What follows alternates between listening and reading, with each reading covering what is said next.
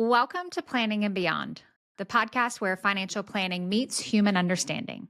I'm your host, Ashley Kwame. Today, I am fangirling all over the place because I have with me Dr. Joy Lere, who co-founder of Shaping Wealth. If any of you are not familiar with her work, then you should definitely start to become familiar with her and her work because she's fantastic. Selfishly wanted to bring her on so that I could meet her. That's the benefit of having a podcast, right? But also to share in some of her wisdom and her insight. In particular, today, what we're going to be exploring and talking about is storytelling. Now, you might be hearing me say that and think, what does that have to do with financial planning? And we're going to get into how that is relevant for financial planning and why you should be doing a little bit more of it with your clients. But before we do, let's welcome Joy to the show. Joy, thank you so much for coming on and being here. Thank you so much, Ashley. It is a pleasure to join you. Well, let's just get right into it and dive deep. Okay. Co-founder of Shaping Wealth, clinical psychologist, anything else there that I'm just missing around maybe the perspective that you're coming from, your background education that has come to just inform some of the work that you... No, those two things capture it. Like all of us, I hold multiple roles in my life as a mom, a spouse, a friend, a sister, and I'm a card-carrying member of the human race alongside of all of you. I love that. That's such a perfect way to describe that. That is fantastic. Well, you have been talking a lot more recently about storytelling in the work that you do with Shaping Wealth and what have you. And I've become very interested in it, obviously as a therapist, but also seeing how valuable it to craft a money narrative and not just craft it, but to understand its influence. And so I want to get into that today with you because you have such a wonderful way of explaining it and talking about storytelling and the relevancy within financial planning. So you have shared, right, that we are not born as calculators, but as storytellers. What a wonderful quote. Can you maybe just unpack a little bit more about what this means and how it's relevant to financial planning? Well, as we move through our lives and make decisions, we aren't doing that with the calculator. We are doing that with our words. We are living stories. Every client who comes into your office, there have been a series of events that have led up to the here and now of their coming in and talking to you. We are all continuing to live a story. So really understanding and appreciating that. We connect through stories, not just facts and logic. So understanding, how do you create the conditions so someone is going to give you the context so that you can better appreciate where they are right now, why they're coming to you. Okay. So, I mean, that makes sense, right? To me, we connect through story. I know from my own perspective and personally, but also professionally as well, how we remember things, how we make meaning, how we make change. Those stories can be really just powerful and impactful. Can you maybe just give some insight to like what happens kind of inside of our head? Like, why is story? Like, how does that work with inside of our brains, with inside of our minds? Why is story maybe a little bit more impactful than seeing all of the numbers on a spreadsheet? Well, story is kind of our decoder ring for reality. We see something and we have to make sense of it. So story is how our brain organizes it. And it's really interesting because as I talk to people about the power of story, I think about some of the work I do with clients who've experienced trauma. When someone goes through trauma, the brain does miraculous, amazing things to try and protect us. So sometimes parts of our memory get shut down. So sometimes if someone is coming in and sharing with me a very difficult event that they have experienced and how they've made sense of it, there's not a coherent flow. It's kind of fragmented and splintered. And to me, that lack of cohesion and coherence is a sign of what's going on. So part of the healing that can happen is, okay, let's construct a narrative. Let's look at this. So that's just one of the ways that I see and understand, like, story is how we make sense of things. Yeah. And I can imagine, right, when it comes to crafting a financial plan, that is a story maybe through numbers, right? And so, advisors aren't trained in helping clients create stories from a narrative, right? Maybe from a numbers, Mhm. right? Place. So, just in some of your work, how have you maybe seen story within the financial planning landscape? How have you seen that transform just maybe the advisor client relationship, maybe just the client's own outcomes? What have you seen transformation wise when we help clients with those stories and meaning making? Absolutely. I think, you talk about helping a client create a story. The reality is the story's already there. Mm, It's creating the conditions and creating an invitation and kind of the safety and permission for someone to share what they've already experienced with you. I love that. I like wanting to sit with it, right? That the story is already there, right? But how can we as maybe if I'm understanding you, right? Like as the practitioner on the practitioner side, like how can we give room and space for that story, right, to come about, to come to the surface, right? In a way that there's coherence and it makes sense, right? Those connections, right? Maybe there. Okay, so like talking about then if the story is already there, the money life narrative, right, is already there. How might you go about helping clients to bring that to the surface? What are things that you think are important when it comes to uncovering and connecting to that money narrative? Well, I think one of the most powerful excuse me, one of the most powerful tools we have are our questions. So there's a skill to drawing out someone with their story.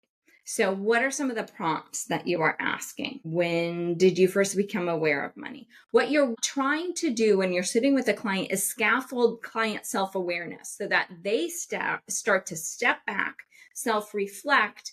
Huh, what is it? What are the things that have been set into motion that lead me to doing what I'm doing now? Because Yeah. what we constantly want to be holding when it comes to money stories is past, present, future, past, present, future. We need to understand the past to understand how we're showing up and doing the things we are doing, if they're serving us or not, today. Because all of us, as we are moving through the day, the decisions we are making, the reactions we're having to our boss, everything, there's a root in that was old. And the stronger the behavior, the stronger the reaction, probably the more historic it is. So understanding and examining that. And of Mm. course, some of you are maybe think, well, she's a shrink, of course. And we're just a bunch of therapists, Joy. We're two clinicians here. Like, yeah. Because it's true. But we we don't have to be stuck and mired in our past, but we have to examine it and look at it so that we have the freedoms to step back and appreciate, oh, that's maybe why I do some of what I do. Is this serving me? Or have I maybe outgrown something that used to be very adaptive? I think sometimes people will look at their current financial state or their current behaviors and they'll be like, oh, I make all these mistakes. And the finance industry has done a real doozy with, well, everyone is biased. So then setting this narrative of, okay, advisors, you need to diagnose and treat your clients. Our brains are glitchy. They are wired not for our current environment where we are trying to not only survive, but thrive. But every feature our brain has, it's designed to protect us and keep us alive and keep us connected to people. But Yeah. sometimes our brain doesn't hit refresh the way it needs to, and that creates problems. So That link from past to present is really important, because ultimately what you are doing is you're serving as a ghostwriter, and you want your client to really take authorship and agency. You want to inspire hope, inspire confidence, so that they can think about, okay, what is this financial future you want to create for yourself? How can you go out and do the things you need to do in order to achieve that? I'm like, keep going, like get on that like soapbox and like keep going, Joy. I'm like here for it, like cheering, right? You on internally, right? And now outwardly. There's so much power in looking at a person across a spectrum, not just the here and now, right? And so I know that when I was practicing clinically more heavily and even presently, like now, there's this framework that I would constantly be kind of working through intuitively, but sometimes strategically too, right? What's the history? What's the vision? What's the reality? And then what's the plan, right? History, vision, reality, plan. And that those would be the words like I would scribble out, right? In conjunction with, something that I say often, which is think, feel, do. So why are they thinking the way they do? What are the thoughts, right? Very cognitive, behavioral, emotionally coming out of, emotionally focused therapy. So look, as two clinicians, I have to be mindful that our listeners are not clinicians and they're probably like, whoa, look at these two girls just like roll with it. Okay. I would imagine that some people who are listening right now are like, this makes sense. It makes a lot of sense. And what are those questions that like help me to kind of do some of that? You mentioned earlier, like Mhm. questions really are that tool that we can lean on for Yeah. drawing out that narrative there. So if an advisor was listening right now and they're like, okay, Joy, how do I ask those things? Like, and maybe how do I ask it without coming across or trying to appear as though I am a therapist? Hmm. What are some of those questions that maybe you lean on or coach advisors on using? Absolutely. And I think it's important for an advisor, like you can explicitly say, you maybe had an expectation we were coming in here just talking about the numbers. But money is a human experience, not just a math equation. This is not just about the numbers. There's a story behind the numbers. So to really get your numbers to work for you, I want to understand your story. Oh, I love that. Yeah. Yeah. And then let's keep writing the story you want that's going to drive those numbers. So I think what an advisor needs to really do is just go in with a real air of curiosity, explore with your client. What is it that keeps you up at night? What are questions you have that you wonder, can I even ask this? I think an important thing for advisors to keep in mind is there's a statistic that 64% of people with an advisor would say they don't have anyone to talk to about their money. Why are they saying that? They're saying that because they're going in and they're maybe just talking about the spreadsheet.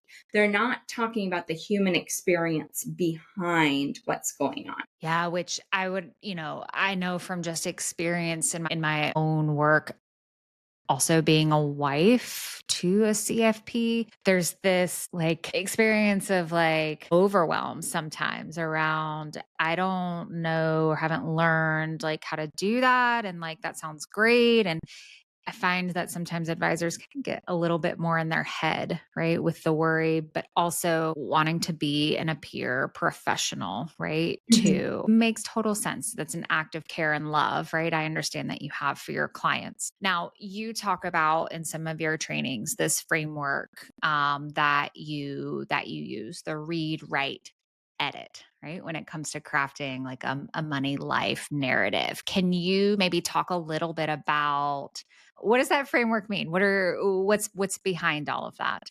Well, at Shaping Wealth, we do specific training on the skill of storytelling, because we really believe this is one of your superpowers. So, and there are different components to this. There's understanding the power of story. So that's kind of the reading, appreciating that all of our lives, the movies we are drawn to, the books that we are drawn to, like there's an arc to this. Understanding the hero's journey. Where do you fit in that? Where does your client fit in that? So we start with really some background of why are we even talking about this? So that's kind of the read. And then the write. And I think this is very, very important. You ask, how do we help advisors have these conversations? I do an exercise with advisors when I lead them through their own money story exercise. And I can't tell you over the hundreds, maybe thousands of advisors I've now done this with, how many of them are like, I have these conversations day after day after day with my clients, but I've never actually done this myself. Empathy with your client, the prerequisite of that is starting with self-awareness. So understanding, in my own life, what I lived early on, that really shaped and influenced some of the beliefs, some of the attitudes, some of the habits I've formed today. And even being asked to reflect on that can be an emotional thing. So then with that appreciation of this is a vulnerable topic, you can then treat that conversation with your client with even more reverence and care. Because another thing with the training I provide with advisors, it's important. Brene Brown has done some really nice work about this idea of story stewardship. Mm-hmm. And she talks about narrative takeover when clients or someone in our life is sharing with us. And then often well-intentioned, we jump in and we share something that I went through something similar. So then suddenly the spotlight is on that other person to us. And then she also talks about narrative takeover, narrative tap out. We get uncomfortable. We fear saying the wrong thing. We're like, this sounds too much like therapy. I'm just going to freeze. Can't wait for this conversation to be over. So then we just kind of pull back and leave someone alone in their story. So part of the work of an advisor is also learning how to steward stories. We have the read, write, do some of your own work, and then the edit.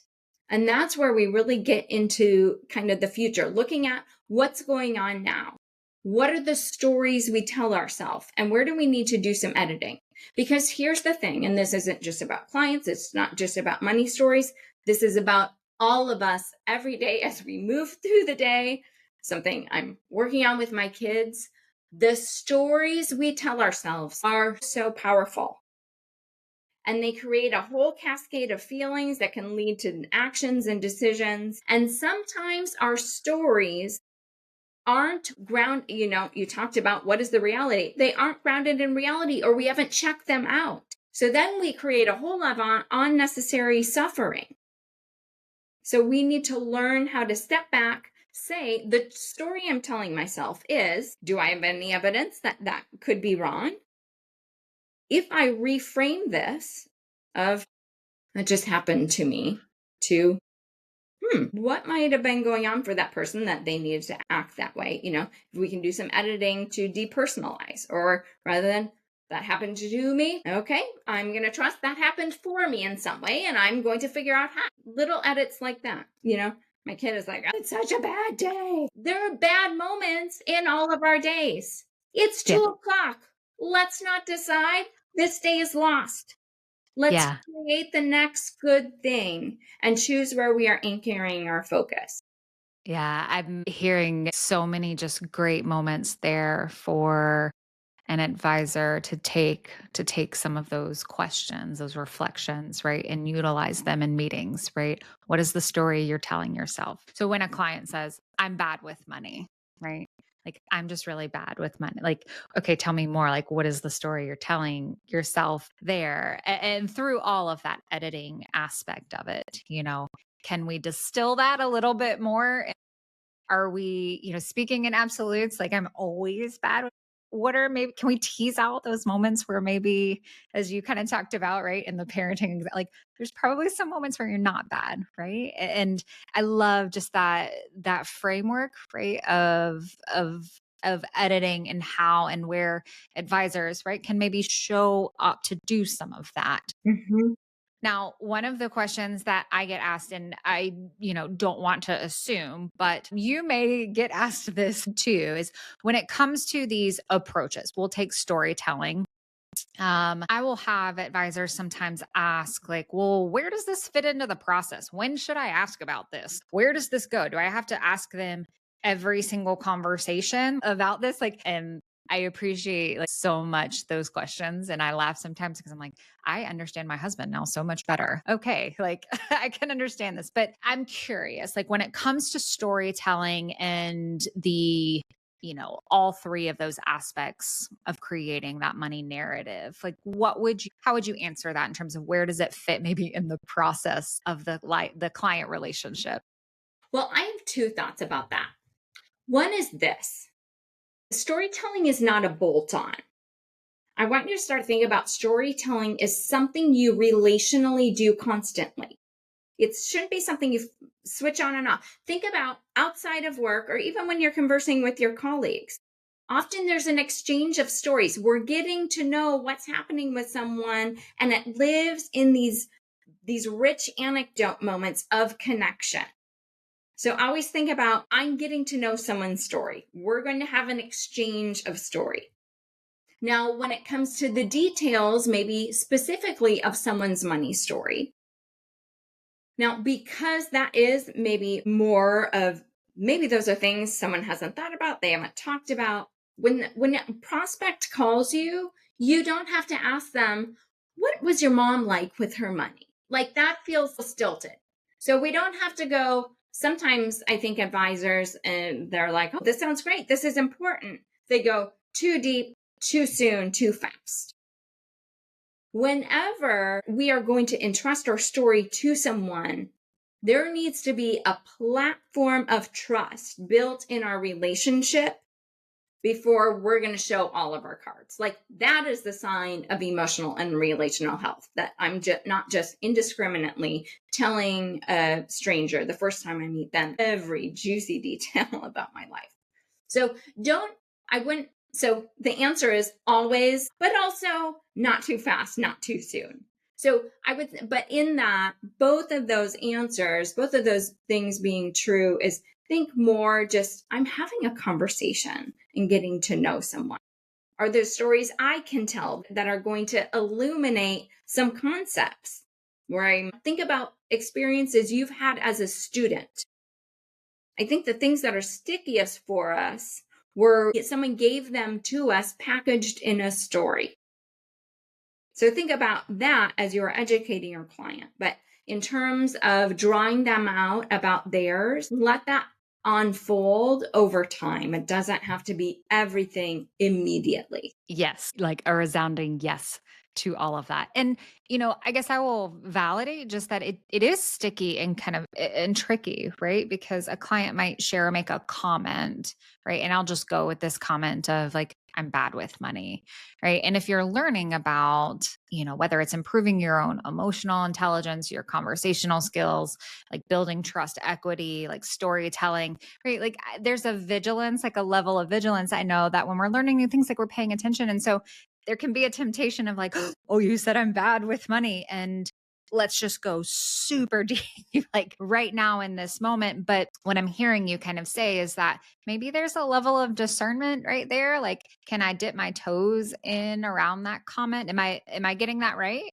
Absolutely. And there are things you can make a mental note. Like I do this as a clinician. Someone will share something. I'm like, there's something there. And maybe we have 5 minutes left. This is not the time or the place, nor am I sure that, am I assessing, maybe you're not ready to go there, but I'm going to put a pin in that. And sometimes I will say out loud, there was something to what you just said. I want to make sure that we come back to that.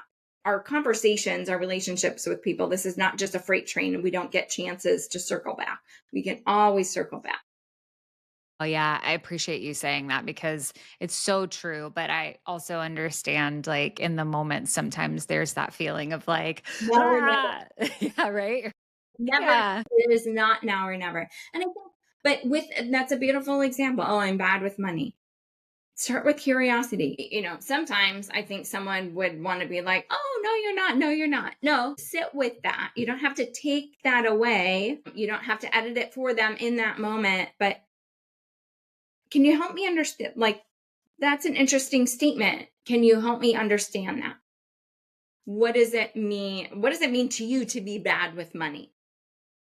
And those two, a couple of prompts are going to give you a rich story, because that is rooted in something and you want to understand why. Yeah. Yeah. And So, then you use questions to kind of peel back the layers. But in that moment, you also need to be able to have the skills to monitor, is that person, are they ready, willing, or wanting to go there? So mm, we want to honor that. In our conversations, we are giving invitations. We are not conducting an interrogation. So sometimes with our questions, we want to put it out there, but we also can give explicit permission. I'm going to ask this. You may or may not have an answer, and you may or may not feel like sharing, but it is something I'm curious about, X, Y, and Z. But give them, especially if it's something a little bit that could be a little bit more uncomfortable, you can give them an exit ramp. yeah. Always reminding someone, we really try and do this in our programming, where we have advisors do a lot of self-reflection, and then we're processing as a group. Like, you take care of yourself in terms of self-disclosure. I'm going to ask a bunch of questions. Hopefully you will ask them of yourselves. It is entirely up to you what you share with me, what you share with anyone else. Yeah, that permission is so important just in building that relationship aspect too. So I love that. I love that you highlighted that. Now, I'm curious, would love to know how you approach this when you're coaching advisors. Sometimes I will have advisors share like, okay, Ashley, like I got into the story and oh crap, I got too deep and I didn't know what to do. And so then I just quickly changed to like numbers because that's where I'm comfortable. How might you, if an advisor is worried about getting in too deep and then not having or knowing how to like work their way out of that, especially around, just story and vulnerability? What would you say? What would you offer there for how advisors can get themselves and the client out of those moments? I think advisors need to definitely build some self-trust in those moments.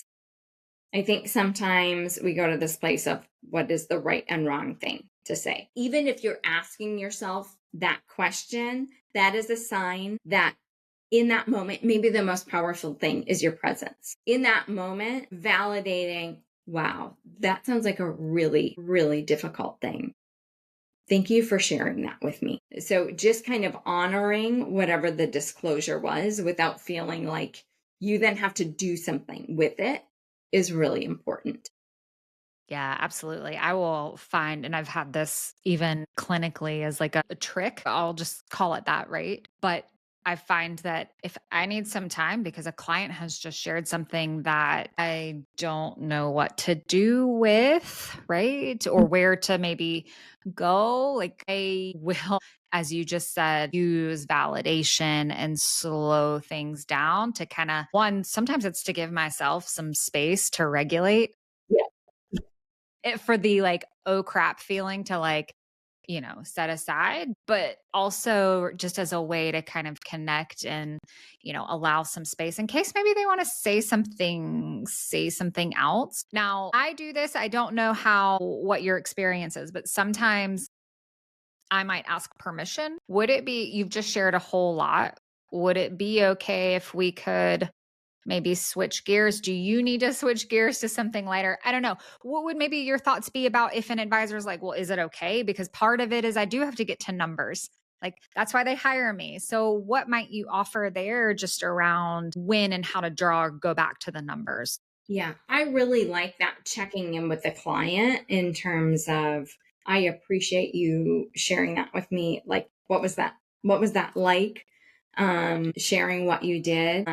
I am aware that we also have this on the agenda today. How would it feel right now if we kind of switch gears a little bit just to check it? Yes, kind of narrating that, your navigation of the conversation with them so that they can feel like they have some power and control as well is really useful.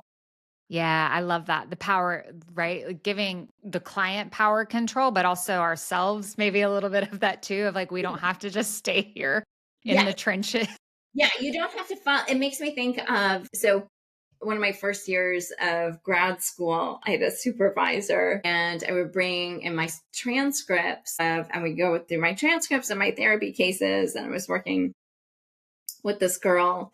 My supervisor would be like, she's in the weeds and you're just with her in the weeds, Joy. Like part of your, like, you can't just stay in the weeds with her. So yes, understanding that sometimes it is caring not to just follow someone, especially if they're in a really deep, raw place, but to kind of, okay, let's get back up on the road, the trenches. Yeah. Yeah. Yeah, it's yeah. Yeah. Won't go down that path mentally of recalling all of my weed conversations that I also shared in. Okay, Joy. So I know that we are unfortunately coming up on time. So if advisors are like, this kind of art of storytelling, this aspect of using storytelling within planning process is interesting and they want to learn more. Can advisors maybe learn more about this stuff? Where can they also find you and connect with you as well?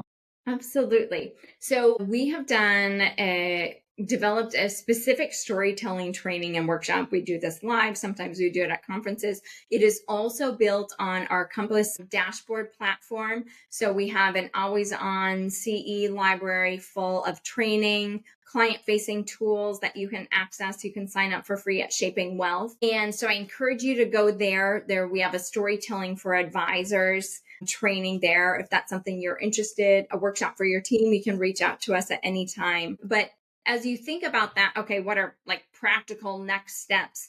Start with self-awareness. Start going through that exercise of what is my story? What is my financial past? What are the people, the things, the events that have influenced and impacted me? Where am I now? How do I feel about that? How's money playing out in my relationships? Where do I want to go? So kind of that past, present, future. Go through that for yourself. Sit down, open a doc, and see, just reflect on what that is. Also, if you want to, I really encourage people to study more about the hero's journey and really think about your client is the hero. How are you positioning yourself as a guide to help them avoid pain and ultimately achieve success? I love all of that. And if advisors want to connect with you and learn more about you and your writings and your work, where can they find you? Where can they hang out with you? Absolutely. So you can find me on LinkedIn. I'm Joy Lere and my degree PSYD. And I also have a Substack called Finding Joy where I share my musings about life, love, and work. So you can find that there as well. Wonderful. We'll make sure that we link all of that in the show notes. Joy, thank you Thank you. so much for coming on and having this conversation. I know that I've appreciated hearing just your perspective and the way that you framed things. And I have no doubts that anyone who's listened to this today will also feel the same. Thank you to all of you for tuning in and allowing Joy and I into your ears and into your mind today. If you found value in today's episode, I'd love to stay connected with you. You can follow me on LinkedIn where I share insights, tips, strategies, all about implementing financial psychology into your practice and client advisor relationship strategies. You can also subscribe to our weekly newsletter at beyondthefp.com. And don't forget, most importantly, don't forget to follow the show Planning and Beyond wherever you get your podcast so that you never miss an episode like this. And remember, my friends, finances don't have feelings, but your clients do. Until next time, keep planning, keep growing, and keep going beyond.